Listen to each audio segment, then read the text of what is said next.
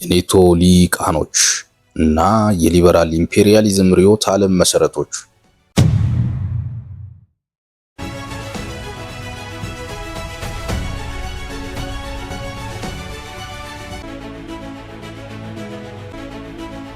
ሩሲያ ዩክሬንን በወረረችበት ወቅት የኔቶ ወደ ምስራቅ መስፋፋት እንደ ዋነኛ የጂኦፖለቲካዊ ግጭት መንስኤ ይነሳል።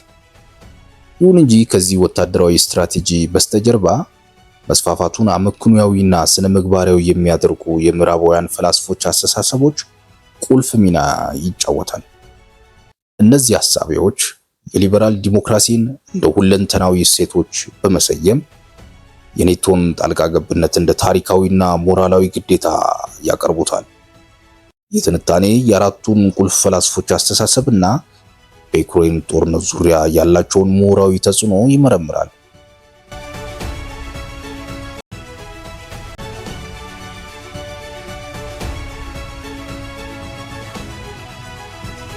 የመጀመሪያው ዮርገን ሃበርማስ የኮስሞፖሊታን ዲሞክራሲ ንድፈ ሐሳብ አቅራቢ ነው። ጀርመናዊ አንጋፋው ፈላስፋ ሃበርማስ በምክንያታዊነት ላይ የተመሰረተ ዓለም አቀፋዊ የፖለቲካ ስርዓት እንዲመሰረት ይሟገታል። የሱ ንድፈ ሐሳብ ከሀገረ መንግስቱ ሉዓላዊነት በላይ የገዘፈ በሁለንተናዊ የሰብአዊ መብቶች ላይ የተመሰረተ ኮስሞፖሊታን ወይም ዓለም አቀፋዊ ስርዓት እንዲኖር ያለማል። ሃበርማስ በ1999 የኔቶን የዩጎዝላቪያ ወታደራዊ እርምጃን ደግፏል። ምክንያቱም ያለ ተባበሩት መንግስታት ፈቃድ ቢሆንም በኮሶቮ የዘር ማጥፋትን ለመከላከል ሰብአዊ ጣልቃ ገብነት አስፈላጊ ነው ብሎ ስላመነ ነው። በአንጻሩ በ2003 የኢራቅን ወረራ በጥብቅ ተቃውሟል። ይህ ፕራግማቲክ የመሰለ አቋም የሚያሳየው ሃበርማስ ኔቶን የሚመለከተው እንደ ተራ ወታደራዊ ጥምረት ሳይሆን የአዲሱ ዓለም አቀፋዊ ስርዓት ሞራላዊ ኃይል አድርጎ መሆኑ ነው። ዛሬ በዩክሬን ጦርነት ሃበርማስ ሰላማዊ ድርድርን ቢፈልግም የእሱ አስተሳሰብ ኔቶን የሁለንተናዊ እሴቶች ተሸካሚ አድርጎ በመቅረጽ ለሊበራል ተስፋፊነት ምሁራዊ መሰረትን ጥሏል። ሁለተኛው ፍራንሲስ ፋኩያማ የታሪክ መጨረሻ ይለናል። እንደ አውሮፓውያን አቆጣጠር በ1989 የቀዝቃዛው ጦርነት ማብቃቱን ተከትሎ ፋኩያማ ዝነኛውን የታሪክ መጨረሻ ዘ ኢንድ ኦፍ ሂስትሪ የሚል መላምቱን አቀረበ። የሱ ክርክር የምዕራባውያን ሊበራል ዲሞክራሲ የሰው ልጅ ሊደርስበት የሚችለው የመጨረሻውና ፍጹም የመንግስት ስርዓት ነው የሚል ነበር። ኮሙኒዝም ወድቋል፣ ፋሺዝም ተሸንፏል። ስለሆነም ታሪክ አሁን የሊበራል ዲሞክራሲ የበላይነት ምዕራፍ ላይ ደርሷል ይላል። ይህ አስተሳሰብ ለኔቶ መስፋፋት ግዙፍ ርዕዮተ ዓለማዊ ሽፋንን ሰጥቷል። የኔቶ መስፋፋት የወታደራዊ ኃይል መስፋፋትን ብቻም ሳይሆን አይቀሬ የታሪክ ጉዞ ተደርጎ ተወሰደ። ሩሲያ በዚህ ሂደት ውስጥ ጣልቃ ስትገባ ከታሪክ ግስጋሴ ጋር እየታገለች እንደሆነ ተቆጠረ። የፋኩያማ የታሪክ አተረጓጎም የምዕራቡ ዓለም ማንኛውም መስፋፋት እንደ ተፈጥሯዊ የታሪክ ሂደት እንዲታይ በማድረግ ለኔቶ ስትራቴጂካዊ ግስጋሴ ምሁራዊ ህግጋትን ሰጥቷል። ሶስተኛው ማይክል ዋልዘር ፍትሃዊ ጦርነት ንድፈ ሐሳብን ያቀረበልን። ዋልዘር የዘመናችን የፍትሃዊ ጦርነት ጀስት ዋር ቲዮሪ ዋነኛ ተሟጋች ነው። ጦርነት መቼ ስነ ምግባራዊ ይሆናል ለሚለው ጥያቄ ዋልዘር የሚሰጠው ምላሽ ለኔቶ ጣልቃ ገብነቶች ቀጥተኛ ስነ ምግባራዊ ማረጋገጫ ሆኗል።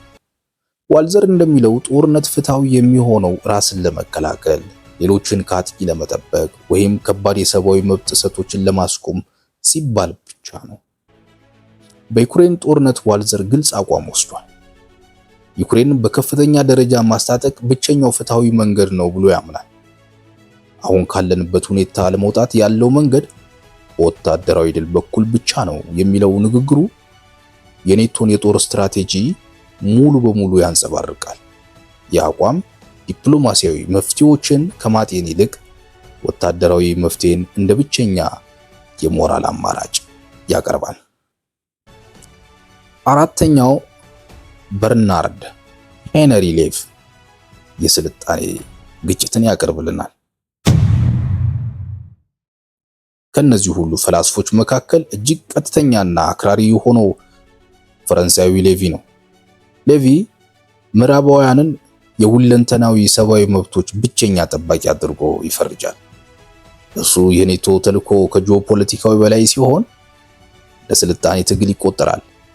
ሌቪ እንደሚለው ሩሲያ፣ ቻይናና እስላማዊ ዓለም የበላይነትን ቢይዙ ዓለም ወደ ጨለማ ትገባለች። ይህ የጥሩና የክፉ ፍልሚያ እይታ ኔቶ እንደ መልካም ኃይል፣ ተቃዋሚዎቹን ደግሞ እንደ ክፉ ኃይሎች አድርጎ ያቀርባል። ሌቪ በዩክሬን ጦርነት ወቅት በተደጋጋሚ ወደ ኪየቭ በመጓዝ የዩክሬን ትግል እንደ ምዕራባውያን ስልጣኔ ህልውና ትግል አድርጎ ሰብኳል። ለሱ ይህ ጦርነት ስለ ግዛት ብቻም ሳይሆን ስለ ምዕራባዊ ማንነትና የበላይነት የሚደረግ ጦርነት ነው። እነዚህ አራቱ ፈላስፎች በየራሳቸው መንገድ ለኔቶ መስፋፋትና ጣልቃ ገብነት ስነ ምግባራዊ ሽፋን ይፈጥራሉ። ሀበርማስ ከሀገር በላይ የሆነ ዓለም አቀፋዊ ስርዓትን ሲያቀርብ፣ ፋኩያማ ይህንን ስርዓት እንደ ታሪክ ፍጻሜ ያሳያል። ዋልዘር የወታደራዊ ጣልቃ ገብነት የሞራል መርሆችን ሲያዘጋጅ፣ ሌቪ ደግሞ ሂደቱን እንደ ስልጣኔ ግጭት ይተረጉመዋል። ይሁን እንጂ እንደ ኖሃማ ቾምስኪ ያሉ ተቺዎች እንደሚሉት ይህ አስተሳሰብ ኔቶን ወደ አደገኛ አቅጣጫ ይወስደዋል። እስከ መጨረሻው ዩክሬንን በመደገፍ ሩሲያን መዋጋት የሚለው አመለካከት የዲፕሎማሲ መንገዶችን በማጥበብ ጦርነትን ያራዝማል። የኔቶ ፈላስፋዎች የሚያቀርቡት ሁለንተናዊነት በተግባር የምዕራባውያንን የጂኦፖለቲካዊ የበላይነት ለማስጠበቅ የሚውል ምሁራዊ መሳሪያ ሆኗል። የሊበራል ዲሞክራሲ እሴቶች መነሻ በማድረግ ኔቶ በዓለም ዙሪያ ጣልቃ የመግባት ስነ ምግባራዊ መብት እንዳለው ይገመታል። ይህ አካሄድ ግን የዲፕሎማሲ መንገዶችን በማጥበብና ጦርነትን እንደ ብቸኛ መፍትሄ በማቅረብ ዓለምን ወደማይታወቅ አደጋ እየገፋት ነው። የእነዚህን ፈላስፎች አስተሳሰብ መረዳት ከወታደራዊ እንቅስቃሴዎች በስተጀርባ ያለውን ጥልቅ ርዕዮተ ዓለም መዋቅር ለመገንዘብ ያስችለናል። ታዋቂው ምሁርና የቋንቋ ሊቅ ናኦም ቾምስኪ ከላይ ለተጠቀሱት የኔቶ ፈላስፎች ዋነኛና ጠንካራ ተገዳዳሪ ነው። ቾምስኪ የምዕራባውያንን ሰብአዊ ጣልቃ ገብነትና ሊበራል ዲሞክራሲን የማስፋፋት ትርክት የኢምፔሪያሊዝም አዲስ ገጽታ አድርጎ ነው የሚመለከተው። በኖአም ቾምስኪ እይታ የኔቶ ርዕዮተ ዓለም መሰረት የሚንድባቸውን ዋና ዋና ነጥቦች የሚከተሉት ናቸው። የመጀመሪያው ፍቃድን ለማግኘት የሚል ነው። ቾምስኪ እንደሚለው እነ ሀበርማስና ሌቪ የሚያቀርቧቸው የሞራል ሙግቶች ፍቃድን ለማግኘት የሚያገለግሉ መሳሪያዎች ናቸው። ምዕራባውያን ኃይሎች የራሳቸውን ስትራቴጂካዊና ኢኮኖሚያዊ ፍላጎት ለማሳካት ሲሉ የህዝቡን ድጋፍ ለማግኘት ዲሞክራሲና ሰብአዊ መብትን እንደ ሽፋን ይጠቀማሉ። ለቾምስኪ ኔቶ የሰላም ጥረት ሳይሆን የአሜሪካን ዓለም አቀፋዊ የበላይነት ሄጄሞኒን ለማስጠበቅ የሚቆም ወታደራዊ ክንድ ነው። ሁለተኛው የሁለንተናዊ ግብዝነት የሚለው ነው። ቾምስኪ እነ ሀበርማስን የሚተችበት አንዱ ነጥብ ድርብ መመዘኛ ነው። ኔቶ በዩጎዝላቪያ ወይም በሊቢያ ሰብአዊ መብት ተጣሰ በሚል ጣልቃ ሲገባ፣ በሌላ በኩል ግን የምዕራባውያን ወዳጆች የሆኑት ሀገራት ለምሳሌ ሳውዲ አረቢያ በየመን ወይም እስራኤል በጋዛ ተመሳሳይ ጥፋት ሲያደርሱ ኔቶ ዝምታን መምረጡ የሁለንተናዊነት ትርክት ለፖለቲካ ፍጆታ ብቻ የሚል መሆኑን ያሳያል ይላል። ሶስተኛው የዩክሬን ጦርነትና የፕሮቮኬሽን ትንታኔ ነው። ቾምስኪ የሩሲያን ወረራ ወንጀል ብሎ ቢፈርጅም ለጦርነቱ መነሳት ግን ኔቶን ተጠያቂ ያደርጋል።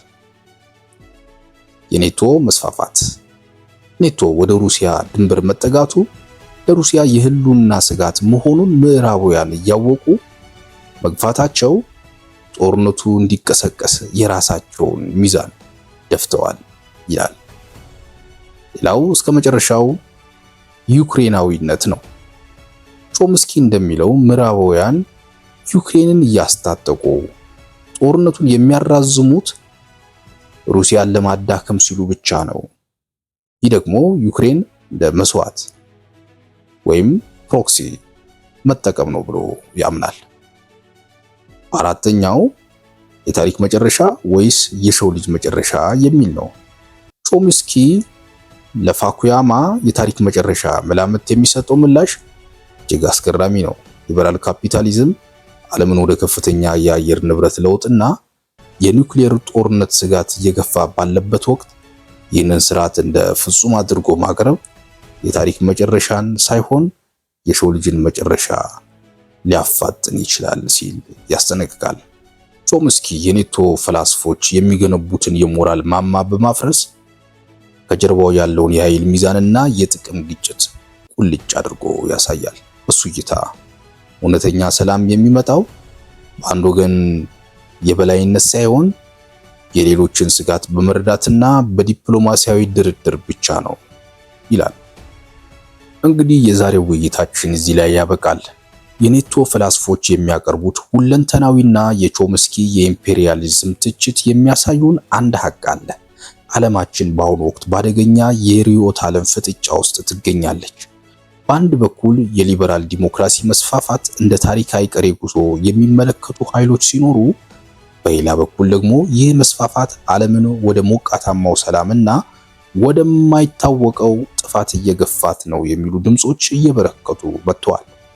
ታሪክ በምዕራባውያን ሊበራል ዲሞክራሲ የበላይነት ይደመደማል ወይስ አሁን እያየን ያለነው የአንድ ወገን የበላይነት አብቅቶ ዓለም ወደ ብዙ ዋልታ የኃይል ሚዛን የምታደርገውን አደገኛ ሽግግር ነው? የእርሱ አስተያየት ለውይይታችን ጥልቅ ግብዓት ነው። ሐሳቡን ከታች በኮሜንት መስጫው ያካፍሉን። ቪዲዮ ጠቃሚ መረጃ ሰጥቶኛል ብለው ካሰቡ ላይክ በማድረግ ሌሎች እንዲደርስ ያድርጉ። በየሳምንቱ እንዲህ ያሉ ጥልቅ የጂኦፖለቲካዊ ትንታኔዎች እንዲደርሷችሁ ደግሞ ሰብስክራይብ በማድረግ ቤተሰብ ይሁኑ። ሰላም ሰንብቱ።